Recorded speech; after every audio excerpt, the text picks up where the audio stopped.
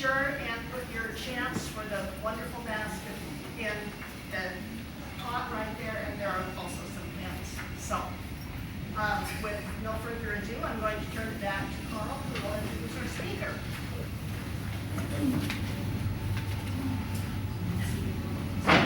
Just a word about the other thing we ask. We do ask on that ticket for an email or some. Is that on the ticket? I didn't. Yes, it is. Okay. Yes. Yeah. Well, if you received an email about the change of programs today, we already have your email. But if we don't, we'd like to add you to the list if that's okay with you. And we'll let you know when things come up like the substitute program or new programs. Very happy to spread the word. So we didn't have to do the substitution. Nancy was very gracious. Told us a long time ago that she'd be prepared in case we had a snowstorm and the road was closed and one of the speakers from far away couldn't make it. She was able to move her program up, but this cancellation came up, and so she was able to come today. We're working on a program for the 28th, but waiting to hear back from somebody. So once again, if you put your email down there, we will get back to you and watch the newspaper, listen to the local radio stations, and you will hear who is coming up. A couple things about the program today.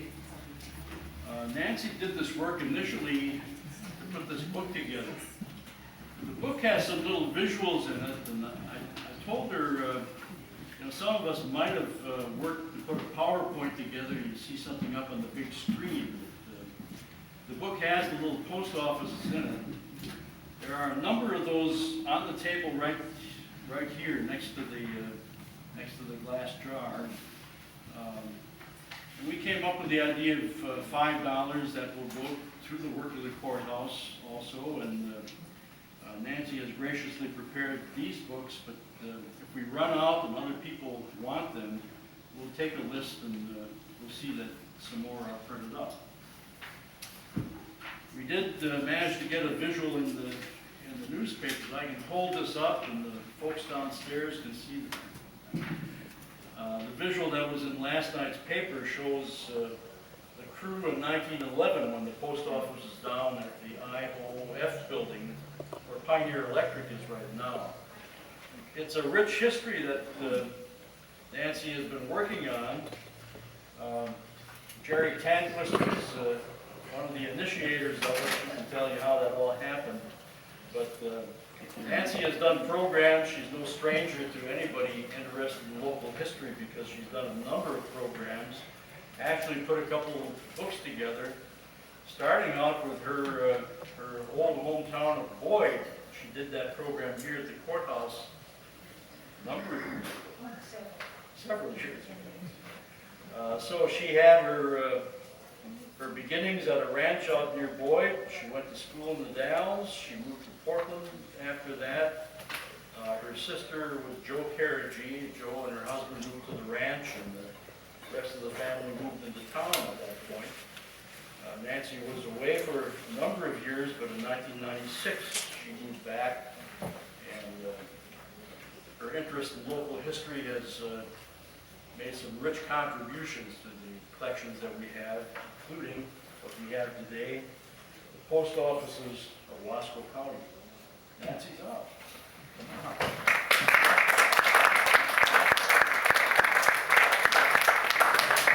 Thank you for coming today. And let me know if you can't hear me, and I'll yell a little louder. And as far as Jerry Tanquist goes, he was saying somebody should write the history of the post offices of Wasco County. And I said, well, you should do that. And he said, no, you're going to do it. So I wound up doing it. Okay, so here we go. William McNeil, who was a rural mail carrier, wrote in his history of Wasco County, Oregon, mail service is always the first to follow settlement. So it is not surprising that the post office is the oldest business institution in the Dalles, and other communities of the county. In 1851, Captain Nathaniel Coe was appointed the government postal agent for Oregon, letting contracts for postal routes and establishing post offices in Oregon Territory. Justin Chenoweth received the first contract to transport the mail by dugout or sailboat canoe from the Cascades, today's Cascade Rocks, to the Dalles Landing, today's the Dalles. As settlers arrived in the region, post offices were often established at the freight and stage line stops, which usually became the early communities of the county. With the construction of the railroads, additional post offices, many of which were temporary, were established. Eventually, cars and paved roads arrived, and post offices every 5 miles or so were not needed, so many were discontinued. Today, the mail is brought to the Dalles by truck along Interstate 84 from Portland and distributed daily to the county post offices, which are Antelope, Duffer, Maupin, Mosier, Shannecoe, and Tye Valley. Rural delivery routes also operate in Wasco County. It's generally agreed that Antelope was named for the large numbers of antelopes which roamed the area during the days of early settlement. The community developed about 65 miles southeast of the Dalles on the stage and freight wagon road from the Dalles to Canyon City. The community had a store and a blacksmith shop. Howard Maupin was the first settler in the area and became the first postmaster when the post office was established in 1871. In 1881, the stage route was shifted and the town was moved about 2 miles west to the present site. Population declined there during the 20th century until 1981 and the arrival of the Rajneesh. The Bhagwan and his followers bought the Big Muddy Ranch, and in 1984, the town's name was changed to Rajneeshpuram. The cult received much publicity, but began to collapse in 1985. On November 6, 1985, the residents voted to change the name back to Antelope. Fortunately, the U.S. Postal Service had kept the 97001 zip code as Antelope. Another historic town, which is a county post office today, is Duffer. It was originally known as 15 Mile Crossing, which indicated its distance from the Dalles. With the establishment of the post office in 1878, the name was changed to Duffer. The Duffer family came from France, where the name was spelled capital D-U-F-O-U-R, one word. The community's location was an important one in the early days. Thousands of immigrants traveled the Oregon Trail to the Dalles, where they faced their biggest challenge, the Cascade Mountain Range. The only route to the Willamette Valley was the Columbia River until the Barlow Road opened in 1846. The road began in the Dalles, ran south to Duffer, on to Tye Valley, then to Wamick, and crossed the Cascades south of Mount Hood. Few were tempted to settle at 15 Mile Crossing, but as years passed, reverse immigrants returned for the Willamette Valley and the community grew. With the arrival of cars and construction of the Dalles California Highway, today's 197, from Duffer to the Dalles in 1923, Duffer's business section began to close. The town eventually settled into the quiet farm community it is today. The Dalles is considered the community center of northern Wasco County, and Maupin is considered the community center of southern Wasco County. The town of Maupin is on the Deschutes River about 7 miles southeast of Tye Valley. It was named for Howard Maupin, who started the ferry service which crossed the Deschutes. The area was then known as Maupin Springs. The ferry service was later owned by W.E. Hunt, and the community became known as Hunt's Ferry. A post office was established in 1909. The town site was bought by W.H. Stats when the railroad race was active on both sides of the chutes in 1910 to 1912. He named the community Maupin Ferry, but two names were not allowed by the U.S. Postal Service at that time, and the community became Maupin. The town flourished during the railroad construction years, and the first bridge was completed over the river in 1911. In 1921, fire destroyed most of the business section, but it was quickly rebuilt and the town was incorporated in 1922. In 1925, the Dalles, California Highway was built through Maupin, and hopes were high for permanent growth. For much of its history, Maupin was a mill town, but with the closure of the last mill, the town reinvented itself as a recreation destination for whitewater rafters, boaters, and those who love to fish. Mosier is another of the county's post offices. It is named for Jonah H. Mosier, who arrived in the Dalles in 1852 via the Oregon Trail. A carpenter by trade, he built many residences and business buildings in the Dalles, then moved west 16 miles and built a mill. The lumber it produced was sent to the Dalles by river barges or scows, or by the trail across 7 Mile Hill, which was the only land trail between the two communities. There was no mail service in Mosier before the arrival of the railroad in 1882. The post office opened in 1884 and was a small building south of the railroad tracks and depot. In 1891, the post office was moved into the depot. By 1892, Jonah Mosier had become the postmaster and had moved the post office into a newly built section of his home. The post office was shifted to a store in 1899. The town was incorporated in 1914, and the Columbia River Highway, US 30, which became the main street of Mosier, was constructed in 1918.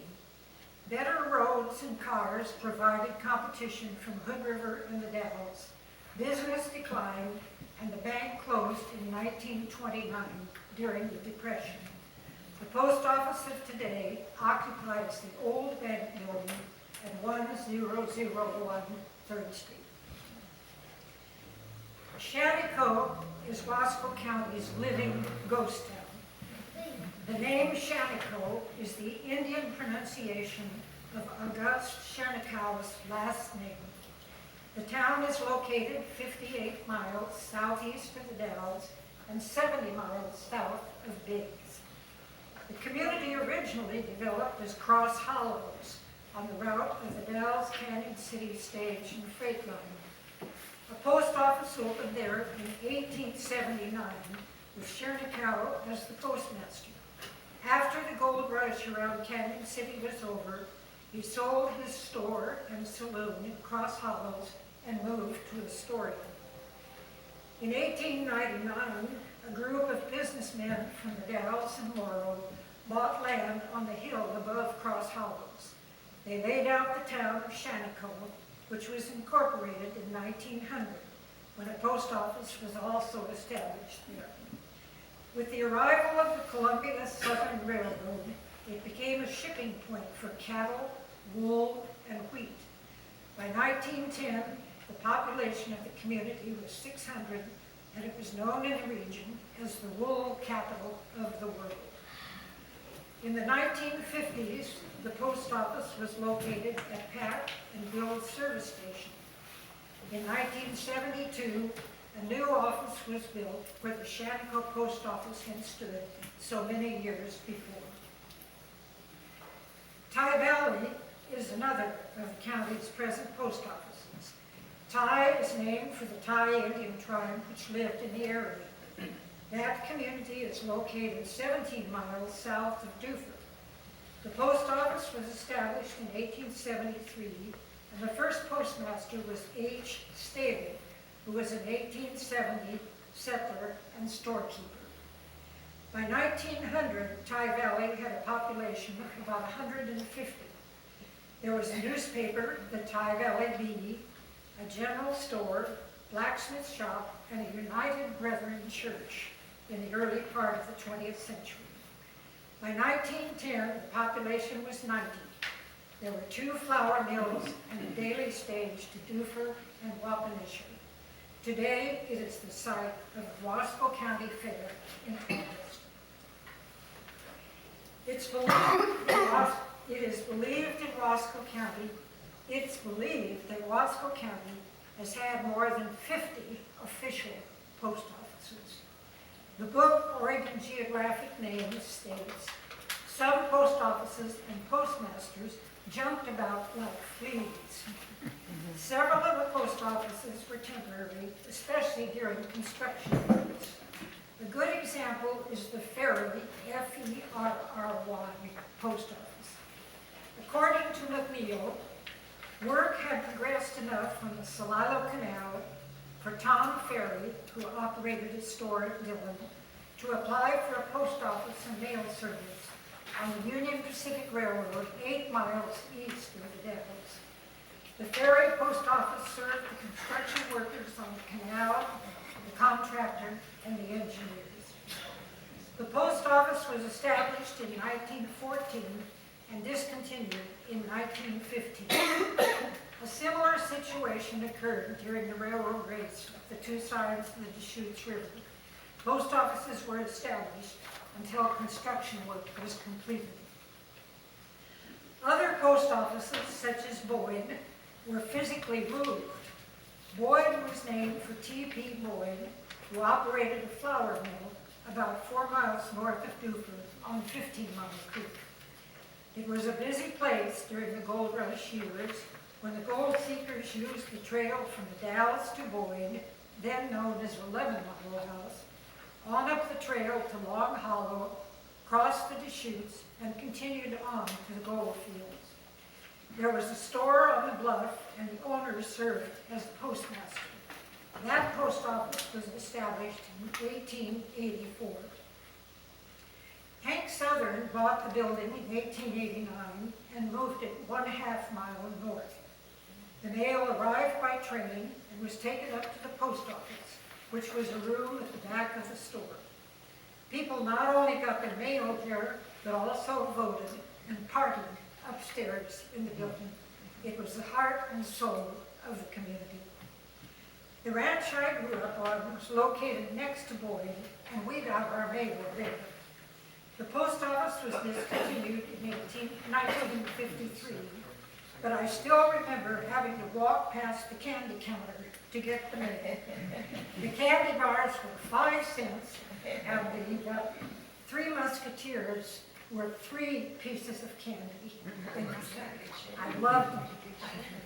The county post office locations varied, with some in stores, some in homes, and others in their own buildings. Kingsley's was located in the hotel after the store burned. Kingsley was another small community located about 10 miles south of Duffer.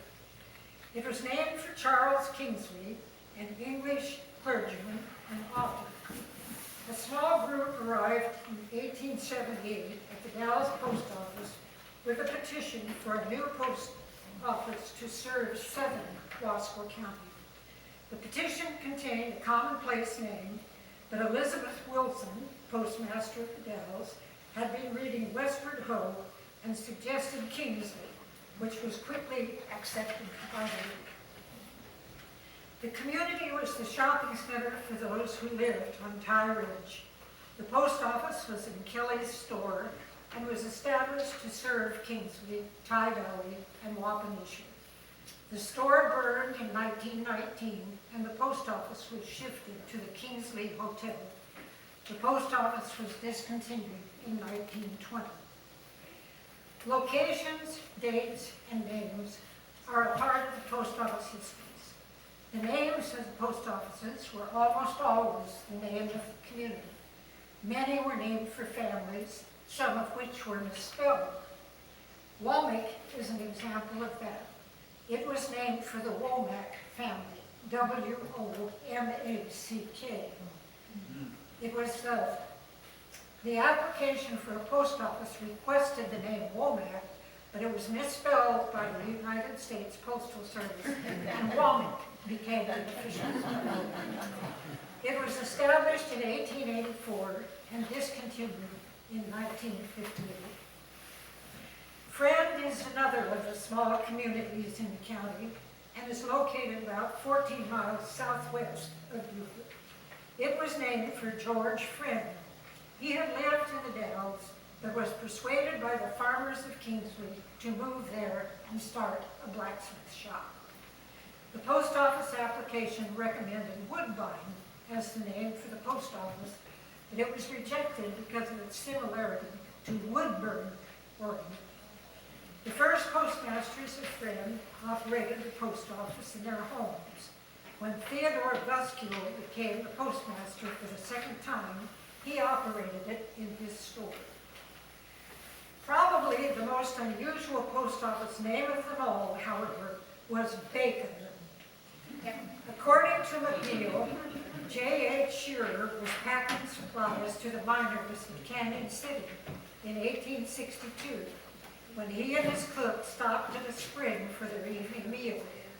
While Shearer was out tending to the unsaddling of the mules in their hobbling, the resourceful cook built a combination clay stove with a stone clay oven so he could bake some bread for the evening meal. They knew they would be using that spring as a camping spot many times in the years to come, traveling to and from the mines. Other packers and miners were welcome to use the oven and did so. For that reason, the miners and pack train operators, and later the freight wagon operators, came to know and call the place Bacon. The post office was established in 1875 and discontinued in 1913. It was reestablished in 1914 and discontinued again in 1918. Because I grew up in the country and went to school in the Dalles, I rode a bus to town, a school bus. Ours were usually the long yellow ones, but one year there weren't enough students riding on our route, so the district assigned a different one to us. It was about 2/3 the length of the regular ones, and Bake Oven School District was written on both sides. We would arrive in town, park in front of Whittier Junior High School at 10th and Union, next to the long set of stairs. The driver would open the door and we would get out. Classmates would point to Bake Oven School District and giggle. There were mornings when I didn't want to be seen getting off that bus. The locations of a few of the post offices are unknown. Official post offices were established and discontinued at Thompson and Eccles, but those locations are not known. The location of Keene was decided, but the post office never opened. And now the history of the Dalles Post Office, which is an excellent example of the flea comment. Are you ready? The post office was established in November 1851 as Dalles. The name comes from the French word dalle, which means flagstone. The basalt formations upriver from the Dalles probably reminded the early fur company of French-Canadian employees of flagstones. The was apparently added to Dalles in 1860 to avoid confusion with Dallas, Oregon, a community in Polk County. The name of the Dalles Post Office was discontinued in September 1853, and the name Wascopam was substituted that year. It was discontinued, and the Dalles was officially named in 1860. The first post office was established in 1851 at First and Union, close to the landing where the mail was brought by boat. In 1859, Milo Cushing operated the post office in a log building just east of the Walden Stone Building at the foot of Washington Street. Later, the post office was in a frame building west of Walden's. The ground floor was a combined store and post office, with the postmaster living upstairs. When Jacob Juker became postmaster in 1860, he operated the office at 110 East 1st Street. H.G. Waldron became the postmaster in 1864, and the office was in his store at the foot of Washington Street. That building is the oldest one in the Bedworth. In 1874, Elizabeth Wilson was appointed postmaster, and the post office was in her home at 208 Union Street. Floods were a big problem in the early years. According to McNeil, the post office was moved to Crone's Sawmill, a third of Union, during the flood of 1872, and the flood of 1880 forced a move to the Congregational Church, then at 2nd and Washington. In 1885, James B. Crossan was appointed postmaster and moved the office to the Gates Building at 3rd and Union. At that time, the mail arrived by railroad, which stopped at the Umatilla House. In 1889, the post office was moved to 309 Washington Street, where it remained until 1893, when it was shifted to the Masonic Building on 3rd Street. The next move was to the Vote Building at 318 East 2nd. Edward Hostetler became postmaster in 1905 and shifted the office to the Oddfellows Building at 2nd and Laughlin. Fire destroyed the building used for postal service in 1914, along with several other buildings on the north side of 2nd Street in the 400 block. The federal government bought property at 2nd and Union and began work on a new building, which would cost $73,978. It is now occupied by Ameritile. The 20th century brought many changes to the Devils. The Columbia River Highway was built through the gorge from 1913 to 1922. In 1940, KODL, the town's radio station, came on the air, and United Airlines began service at the airport across the river. The dam and bridge were built, changing the town's population dramatically in the mid-century. New churches, schools, and a hospital were built, and Harvey Aluminum built a smelter, which provided jobs for the region. As the century neared its end, it became obvious that a bigger post office was needed. So the 21st century began with the opening of a new post office building in January 2000 across the street from the previous one on 2nd Street. That site was originally the site of a Shell service station and then became the new post office. Communication is important to the human race. McNeil wrote that mail service is always the first to follow human sense. It remains so with personal letters, invitations, advertisements, magazines, packages, and so forth, still arrive by mail. Technology has made some changes, however, with communication by email, paying bills online, becoming common. Post offices are still an important part of our communication, however, and will continue to be one way or another.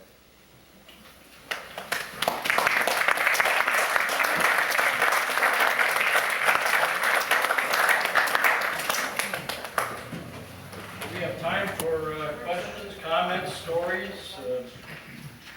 We have the former postmaster of Mosier with us.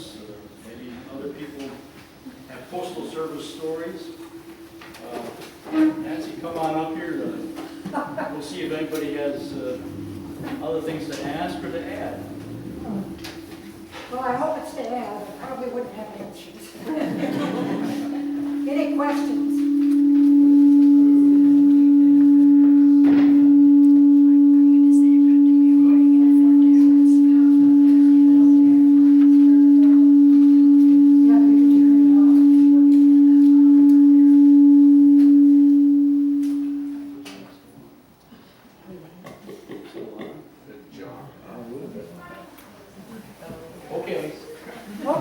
Any questions?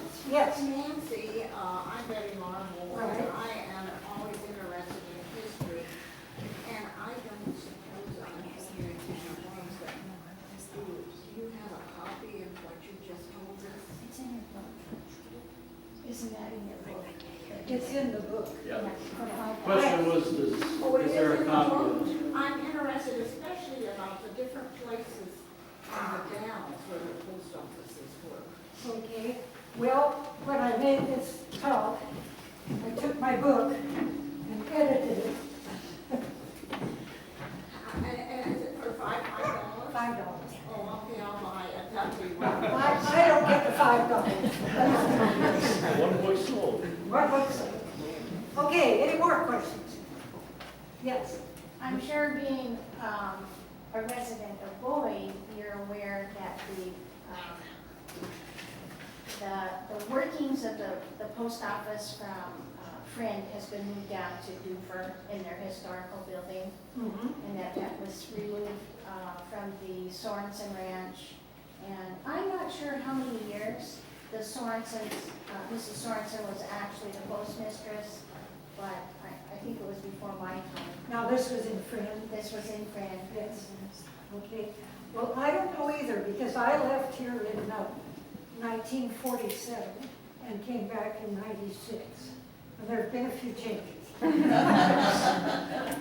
could probably answer that question possibly, because my folks, mom was born and raised, and so was I.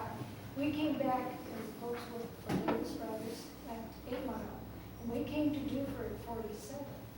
And Sorensen's friend store was there, and they had the post office at that.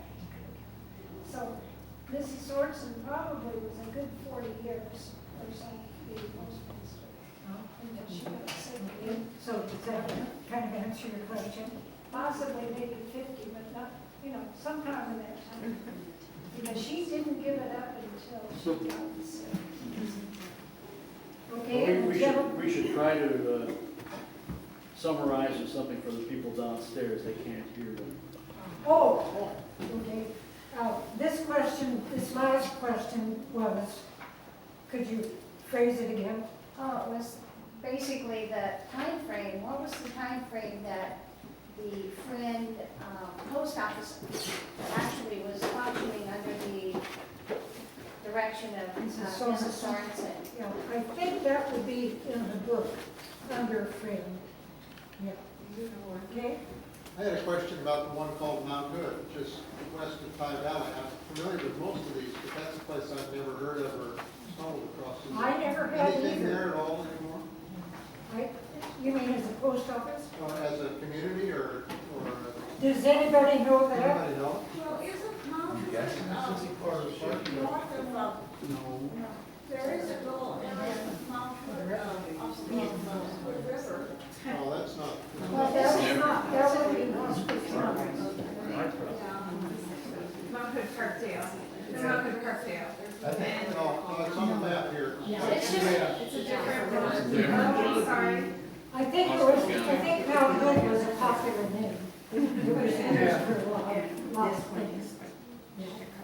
I wonder if John Brookhouse would have any information on that, because he's done extensive research in the little cemetery west of High Valley, and there's a possibility that there could have been a community right in that locale. Yeah, On that's possible. John Brookhouse Shady Brook. might be a source. Yeah. Okay, any more? Just let me behind me. Yes. I just have a comment. If any of you want to see a actual horse-drawn mail wagon, Fort Dallas Museum has one in their collection. It's from Route number 2, which serviced suicide grade area. And I'm told that that route was the most treacherous route in the whole United States because of the terrain of it. So if you want to see an actual one, it's at Fort Dallas Museum. Also, you made a comment, you remember buying candy at the post office. When I was growing up here in the Dalles, there was a man at the local post office, Henry Bertram, and he sold magazines and candy there. He had a service C9 dog with him, and that's one of my most wonderful memories of going to the post office with my folks and seeing this man. He remembered all of us by our vocalization to him and talking to him. Just a happy memory. So when you said candy, I immediately went back to Mr. Burton. Oh, well, actually, the post office was a separate room in the back, but you had to go in the front door and walk by this candy counter. Right there. Okay, and you had a question? You have two big ovens on this map. Do I? Yeah, there's one at Clinton and then one south of it. Okay. I don't know where I got that map. Well, the other question is, there's still something out there? Not that I'm aware of. There's a vacant road in that area somewhere. I think I've seen that on the map. But I don't think there's a town. I don't know for sure. Nancy, in her entrance, you mentioned